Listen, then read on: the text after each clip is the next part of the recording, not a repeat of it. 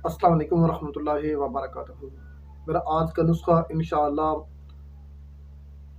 پارا کیمنار کرنے کے حوالے سے ہے اور انشاءاللہ آسان ہوگا، اور کافی دنوں سے میں ویڈیو نہیں بنا پا رہا ہوں۔ وقت کی قلت کی وجہ سے کچھ ایسے مسائل تھے جس لیے میں ویڈیو نہیں بنا سکا۔ اور آپ نے کرنا کیا ہے، آپ نے کرنا یہ ہے کہ 2 تولہ پارا لینا ہے، اس کو آپ مصفحہ کر اچھے طریقے سے اس کو مصفحہ کر لینا ہے۔ جس درخت کو بوڑ کہتے ہیں، برگت، اس کا دودھ لینا ہے۔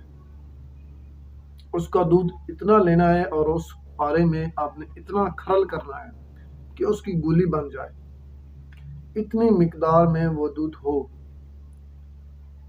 کہ تازہ ساتھ ساتھ آپ لیتے رہیں جب وہ گولی بن جائے۔ اس کے اوپر آپ نے ہیرا ہنگ لینی ہے۔ ہیرا ہنگ آپ نے 2 تولہ اس کے اوپر گرد لپیٹ دیں۔ اس کے بعد آپ نے گندک آملہ سار 2 تولہ لینی ہے اور سمل فار 3 ماشا یہ لیں۔ اس کو الگ الگ آپ نے کھرل کرنا ہے، ان دونوں چیزوں کو، سمل فار کو اور گندک آملہ سار کو۔ ایک گل حکمت کی ڈولی لیں۔ آپ نے اس کو گل حکمت کرنا ہے۔ یہ جو گولی ہوگی پارے والی، اس کے نیچے اوپر آپ نے گندک اور سنبل فار وہ رکھنا ہے۔ بند کر کے آپ نے اس کو ½ کلو اپلوں کی بے دودھ آگ دینی ہے۔